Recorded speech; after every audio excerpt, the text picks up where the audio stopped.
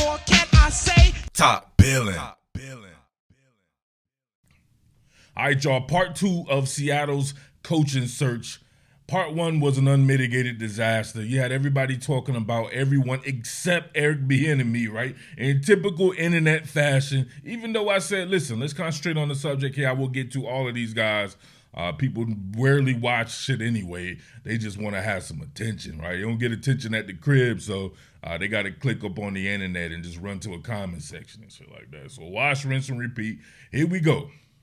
Now, on this one right here, I ran a poll, right? So I'm just going to go by the poll here. So maybe people will concentrate on this one right here because it's going to be a numbers-based thing. So at the time of this poll here that says, Seattle Seahawks fans, who do you want to replace the legendary Pete Carroll?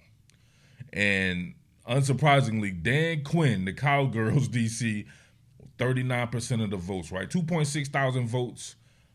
Ben Johnson, number 2, right? I did something on Ben Johnson a month ago. I felt like this was a strange season and something could happen. So I wanted to throw that out there just in case to kind of be ahead of the curve. And guess what? I was ahead of the curve, right? Ben Johnson, number 2 with 33% there. Eric Bieniemy. No, actually, Mike Vrabel. Mike Vrabel, your man, formerly great player for the New England Patriots here. 13%, then Eric Bieniemy, 12%. Brian Flores, I thought he would get a bigger number, right? Because I was just going by the Pete Carroll announcement, and he got a lot of attention. Him and Eric Bieniemy had got like the most comments, but then when you run the poll, it's not even close with those guys, right? So let's talk about Dan Quinn. Now, here's a little background here, right? Most of you people should know this. Before I was covering the Seattle Seahawks, I was covering a certain team that the Seattle Seahawks played in the first game of the season, the 2020 season. Seattle Seahawks fans saw my work, and you had a bunch of them bombard my comment section. And, of course, it was Atlanta Falcons coverage, a team that I had been covering. I've been covering the Falcons for a long time, right? And be like, man, we really love how you work. We like your style and everything. You should do something on Seattle, right? So I was just like, you know what I'm saying, whatever. And they kept doing it. They was like, man, we think that you would be a hit in Seattle with your style and all this and that. So I finally obliged, and here we are 3 seasons later, right? So I have a lot of time on task dealing with the Atlanta Falcons. At the time, Dan Quinn was the coach, and that was his last season. Dan Quinn, listen, y'all know me. I'm Jersey to the bone core, right? My man is from North Jersey. Dan Quinn, right? Great DC. He's had nothing but success as a DC. We saw that when he was at the University of Florida. We saw that, of course, with the Seattle Seahawks, right? People love to live in 2013, right? 2013, 2014 Seahawks. Or 2013, 2014 Seahawks, man, doing his thing there. But, man, his defenses with the Falcons sucked. And he had more than enough time for them not to suck, right? That was the thing that I didn't like about Dan Quinn. If you're a defensive specialist, that side of the ball should be taken care of, right? You should struggle on offense. He inherited a great offense already, right? It had Matt Ryan, Julio Jones, man, at the time, maybe Tony Gonzalez, Roddy White, and all these guys like that. There's a loaded offense right there. That they have no problem producing offense. They needed defensive help, and he didn't do it. Right? He was worse than the previous coach there. So, but he also brought along a guy by the name of Kyle Shanahan. The first season was decent, right? It was average, I think. Matter of fact, let's look at this right quick. All right, here you go. 8-8 his first year. Then they got hot that second year. 11-5, made it to the Super Bowl, lost to the Patriots, of course. Then Kyle Shanahan leaves. They bring in Steve Sarkisian. They still have a pretty good offensive year. Defense, not so much. They lose in the divisional game to the Eagles, and then it fell off a cliff. 7-9, terrible defenses. And then he starts 0-5, right, and then gets fired. And, of course, I saw the writing on the wall there, and I was like, oh, okay.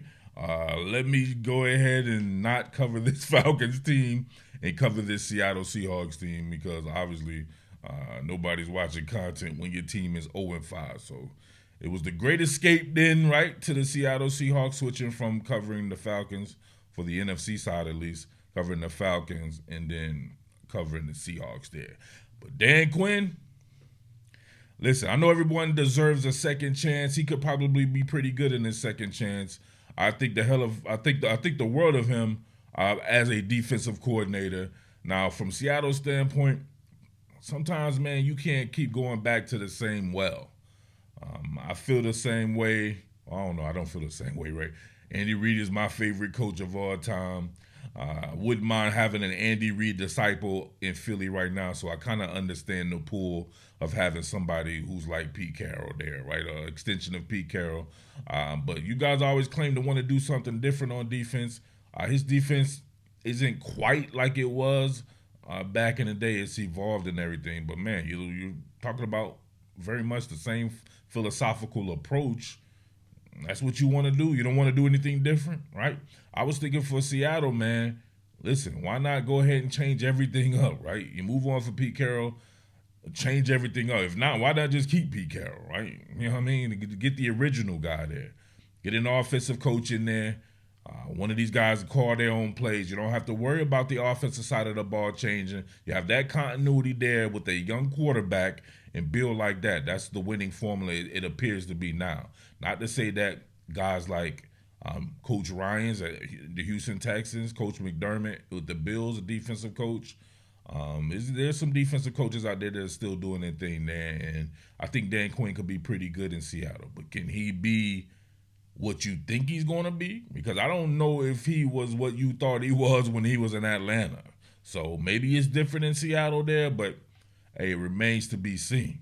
Now, Dan Quinn has some excellent talent on the Dallas Cowboys. Of course, we know Micah Parsons, perhaps the best defensive player in the entire sport.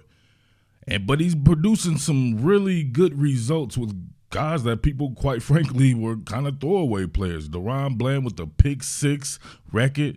Trayvon Diggs making all-pro when it seemed as though in Alabama that he was a little bit suspect there. He's able to get the most as far as the turnovers go there. These guys are really on it, man. They punch out balls, pause, right? Pick off balls, pause. Highlighted here, Quinn's ability for his defensive units to force turnovers. I believe they're 13th in the league.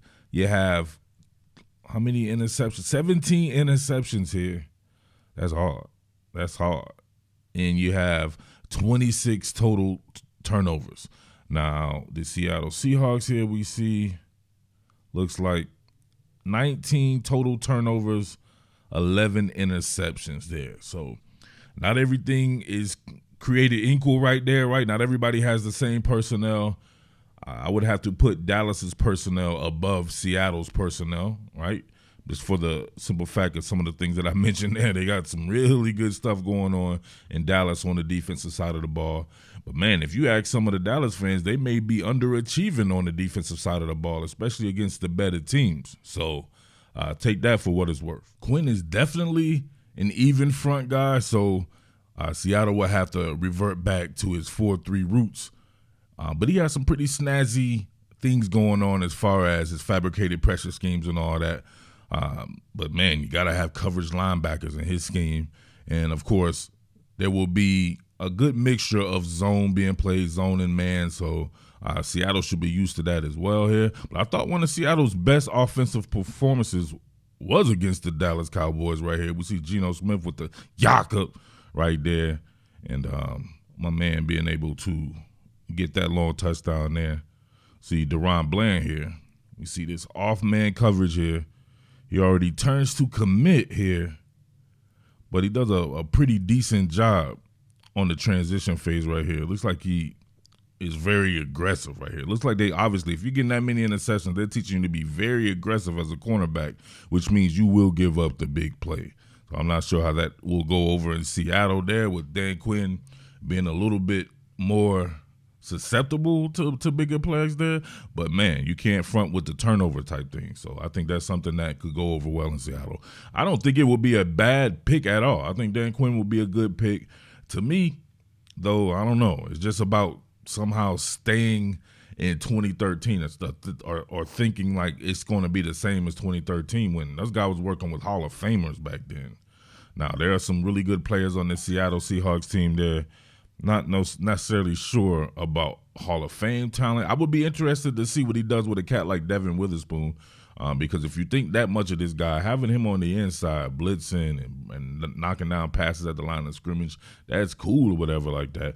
But you can see what outside corners do in a Dan Quinn scheme with these guys getting double-digit interceptions and 5 and 6 pick sixes and all that. That's going to come on the outside, man, where the route tree is just different, right? The responsibilities are just different. So that could be pretty good. He probably will look at Devin Witherspoon like, man, I got to have that guy on the outside. Dallas is 5th in total defense. Now let's see some of the particulars here. The rushing yards against. 4.2 yards against per attempt there. Seattle 25th in total defense there. 4.6. Yeah, that's not good. Definitely not good there. We also have penalties is something that every time I watch Seattle, I'm like, man, these guys are horrific with the discipline. Let's see. Seattle Seahawks here in penalties, 824 yards of penalties. Dallas,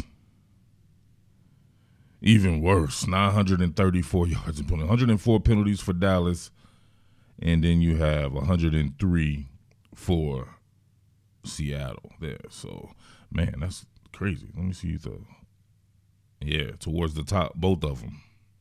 Dallas 7th, Seattle 10th. Top 10 in penalties, man. That's not a way to live at all, man. Giving up free yardage like that, just a little bit of discipline. Is Dan Quinn a disciplinarian type, though? He looks like it, right? Getting off the bus, he's looking like Stone Cold Steve Austin. Or he looking like Goldberg. Actually, he was looking like Gilbert. If anybody remember Gilbert, right? But is he a disciplinarian type, right? I would think you would want to go in the opposite way of Pete Carroll, with a disciplinarian type, at least somebody who carries themselves that way. Also, my main sticking point with him is who's going to be the offensive coordinator. Is he going to hit like he did with Kyle Shanahan? Because without Kyle Shanahan, it wasn't looking good for him, right? He didn't last much longer, right? His winning didn't last much longer at all. So we shall see with that there. But I think it would be a good hire. I know this seems to be the most popular there.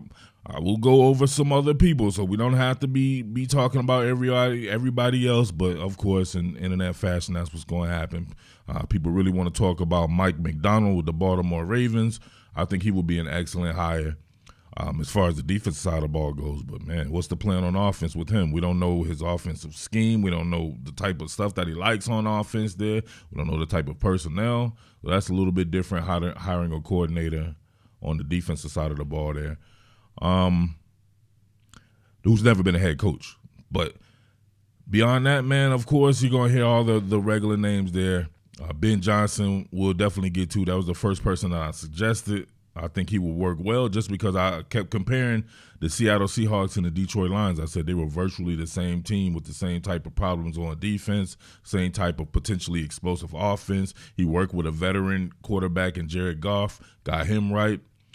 Maybe he will be apt to work with another veteran in Geno Smith who doesn't need getting right? But if you listen to the fans there, they will say, oh, he's trash, right? At least some of them.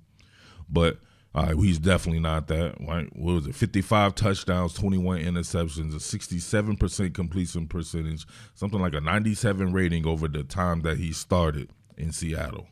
But people can't come to grips with that or come to grips with him, which is better than Josh Allen. So I'll get on that another day as well. But, hey, let me know what you think about your boy Dan Quinn. Of course, most people aren't. They wanted to talk about Dan Quinn on the one with Eric Bieniemy, but then on the one with Dan Quinn, they're going to want to talk about someone else, right?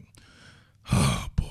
Lets me know who actually played football, right? One of the things about football players is we have a great attention to detail, and we're able to focus on the task at hand there. So it makes sense that a lot of you cats out there can't focus on the task. All right, but your boy Jersey Murph, as always, man, make sure you tip your waiter because you know I'll be serving that hibachi, man. We shall see how it goes. All right, salute. What more can I say? Top Billin.